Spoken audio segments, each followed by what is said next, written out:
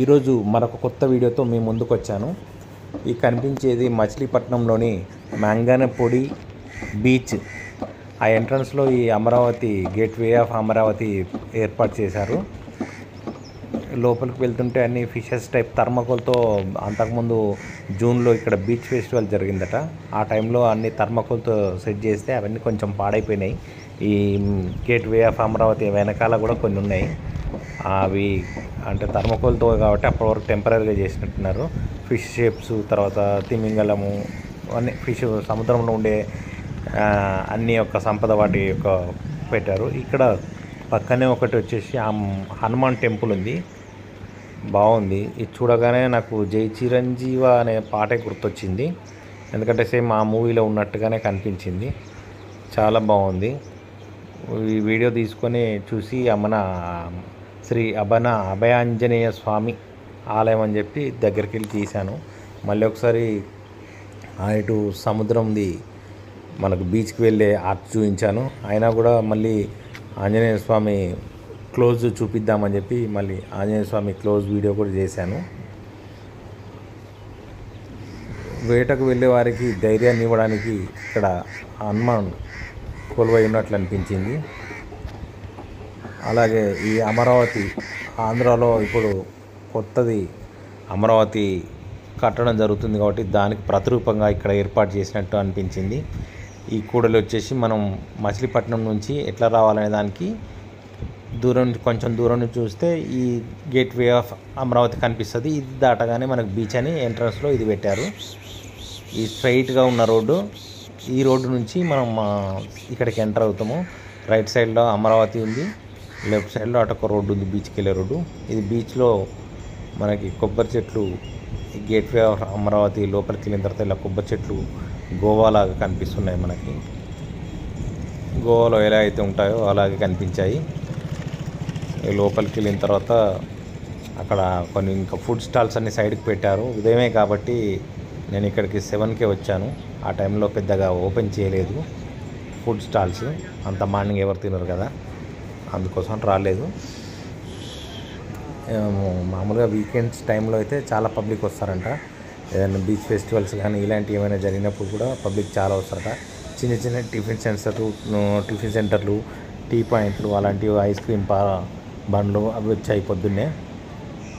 ఈ తర్వాత ఇక్కడ మనకు కనిపించే ఈ రైడర్స్, ఈ రైడర్ వచ్చేసి ఒక్కరికి ఎంత అని చెప్పి అడిగితే ఒక్కరికి 100 రూపాయలు అని చెప్పారు.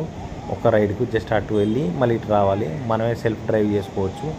అతన్ని అడిగితే జస్ట్ స్కూటీలానే ఉంటుందన్నాడు. అలా ఇంకొంచెం ముందుకు వెళ్తే మనకు ఇంకా ఓపెన్ చేయలేదు కొన్ని ఫుడ్ స్టాల్స్. సముద్రం అయితే చాలా ప్రశాంతంగా కనిపిస్తుంది. మార్నింగే కదా, అలా తాకిడి కొంచెం తక్కువగానే ఉంది. బీచ్ మాత్రం చాలా ప్రశాంతంగా ఉంది. మబ్బు ఉంది, మబ్బు ఉండడం వల్ల కొంచెం ఫొటోస్, వీడియోస్ ఎక్కువ క్లారిటీ రావట్లేదు. క్లారిటీ అంటే మనకు వాటర్ అలలు ఎక్కువ కనిపించట్లేదు, కొంచెం తక్కువ డిమ్గా కనిపిస్తుంది. అయినా నేను పూర్తి వీడియోలో మొత్తం అంతా అలల తాకిడి ఎలా ఉంది, ఎండ వచ్చిన తర్వాత ఎలా ఉంది మొత్తం చూపించాను. పూర్తి వీడియో చూడండి. మీరు పూర్తి వీడియోలో ఇంకా అన్ని రైడర్స్ ఉంటాయి ఇక్కడ, గుర్రం స్వారీ, తర్వాత కొన్ని చిన్న చిన్న గేమ్స్, ఇవన్నీ కూడా చూపిస్తాను. పూర్తి వీడియో చూడండి, లైక్ చేయండి, సబ్స్క్రైబ్ చేయండి, షేర్ చేయండి. మీరు ఎప్పుడైనా రావాలంటే ఎలా రావాలో కూడా నేను బీచ్కి ఈ వీడియోలో మీకు తెలుపుతాను. ఇక్కడ వేరే ప్లేస్లలో అయితే మాత్రం బీచ్లో కొంచెం సముద్రం ఒక 10-15 మీటర్లు ముందుకు వెళ్ళిన తర్వాత బాగా లోతు ఉంటుంది. కానీ ఇక్కడ మాత్రం అలా ఏం లేదు. ఒక 100-150 మీటర్ల దాకా కూడా ఒకే లెవెల్ ఉంది భూమి కింద. కాబట్టి మనం కొంచెం ముందుకు వెళ్ళినా కూడా పెద్దగా ప్రమాదం ఉండదు. అయినా ఇక్కడ సెక్యూరిటీ, ఈత సిబ్బంది అందరు కూడా ఉన్నారు అందుబాటులో. ఇంకా ఉదయం కాబట్టి పెద్దగా పబ్లిక్ రాలేదు, కొంచెం వస్తున్నారు ట్రిప్లో. సండే ఇంకా బాగుంటారంట, హాలిడేస్ టైంలో, వీకెండ్స్ టైంలో చాలా పబ్లిక్ ఉంటారట. అవి మాత్రం కొంచెం వస్తున్నాయి, ఉదయమే కదా. చూడండి, ఒక అతను బండి, అతను ఓన్ వెహికల్ ఉన్నట్టుంది, అతను స్కూటీ మీద రైడ్ చేస్తున్నాడు. సముద్రం ఒడ్డుకొచ్చి.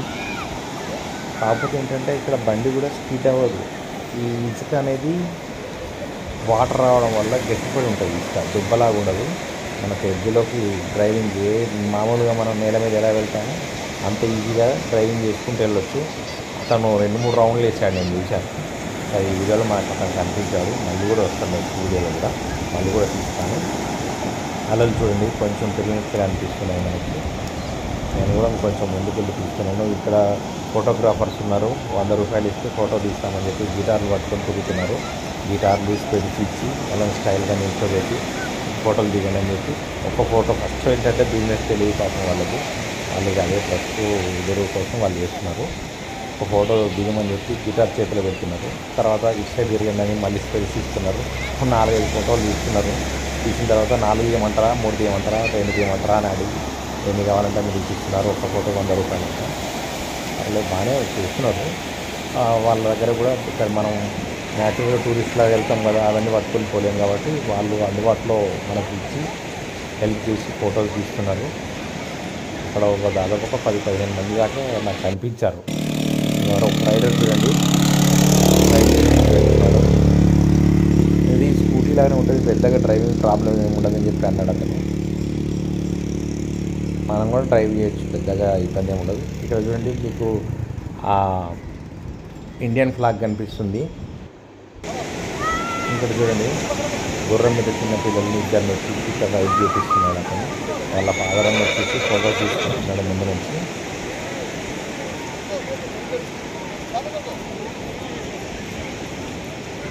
పెద్ద స్టూల్ వేసి దాన్ని ఎక్కించాడు. ఈ ఫోటోగ్రాఫర్ కూడా వీళ్ళకి ఫోటో తీస్తాడు. వాళ్ళ నాన్న ముందు చెప్పాడు అతనికి, మా పిల్లలు గుర్రం ఎక్కుతున్నారు, సవారీ చేస్తారు, వాళ్ళని ఫోటోస్ అని చెప్పి అతను కూడా ఫోటోస్ తీసుకున్నాడు.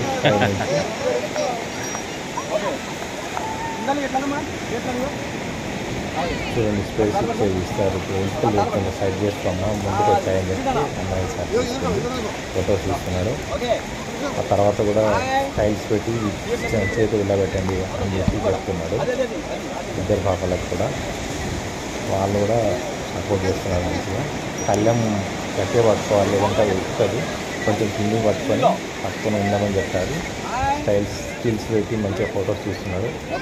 కళ్ళెం వదిలేసి 2 చేతులు పట్టుకుంటారు. పాప భయపడుతుంది, ఏం కాదని చెప్పి అతను చెప్పాడు. ఈ గ్రీన్ టీషర్ట్ అతనేమో ఆ గుర్రం స్వారీ చేసి అతను వాళ్ళ ఫాదర్ ఇక్కడ నుంచి ఫొటోస్ తీసుకుంటున్నాడు పిల్లల్ని. ఇంకా ముందుకు పిల్లలు కొందరు లోపల ఆడుతున్నారు. కొందరేమో ప్లాస్టిక్ బాల్స్ ఇచ్చుకొని వాటర్ దాంట్లో 4 వైపులో ఉండి బాల్స్ విసిరేసుకుంటూ ఆటలాడుతున్నారు. సముద్రాలు కొంచెం కొద్దికి ఇప్పటికి ఇంకొంచెం పెరిగాయి కాబట్టి ఇక్కడ బాగా లోతు ఏం లేదు కాబట్టి చాలా ఈజీ ఉంది. చిన్న పిల్లలు కూడా ఆడుకోవడం. మనకు పెద్ద మరీ అంత ప్రమాదకరం కాదు. కొన్ని బీచ్లలో కొంచెం ఒక 10 అడుగులు ముందుకు వేసినామంటే ఒకేసారి లోతు ఉంటుంది. ఇక్కడ ఇబ్బంది లేదు. మనకు సేఫ్టీ బీచ్ అంటే మచిలీపట్నం బీచ్ అని మనం చెప్పుకోవచ్చు. దాదాపు ఒక 400-500 అడుగుల వరకు కూడా అదే లెవెల్ కంటిన్యూగా ఉంది, ఇబ్బంది లేదు.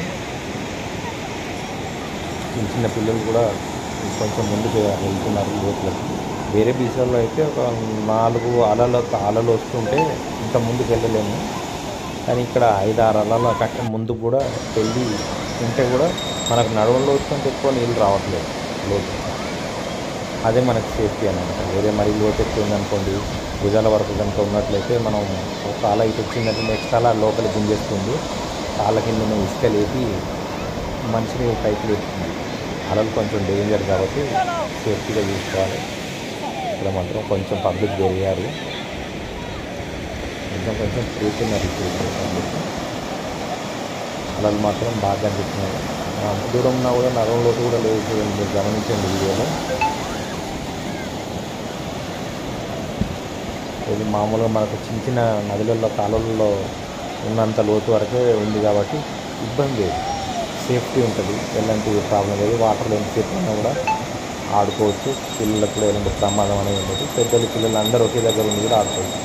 బీచ్లలో ఏంటంటే పెద్దవాళ్ళు కొంచెం లోతుకెళ్ళొచ్చు, పిల్లవాళ్ళు మాత్రం అక్కడ దాకా రాకుండా ఆపాల్సి వస్తుంది.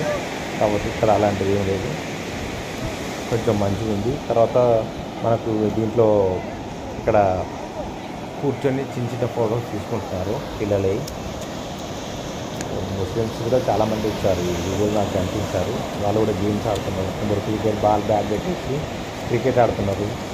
కొందరు ప్లాస్టిక్ బాల్ తోటి లోపల ఆడుకుంటున్నారు. ఏదేమైనా చాలా టైంపాస్ అవుతుంది బీచ్లో. మాత్రం టైం ఇట్టే గడిచిపోతుంది. ఇప్పుడే ఎంత టైం అయిందా అనిపిస్తుంది. ఇద్దరు ముగ్గురు వచ్చి నన్ను టైం ఎంత అయింది అని వాళ్ళ దగ్గర ఫోన్లు వాచ్లు ఏమి ఉండవు కదా నీళ్ళల్లో ఆడుతున్నప్పుడు. నేను కొంచెం వాటర్ దగ్గరికి వెళ్ళి వీడియో ఫొటోస్ తీసుకుంటే నన్ను అడుగుతున్నారు టైం ఎంత అయింది, ఎంత టైం అయిందని. వాళ్ళకి టైం ఏర్పడట్లేదు. అంటే అంత సరదాగా గడిచిపోతుంది అన్నమాట వాటర్లో.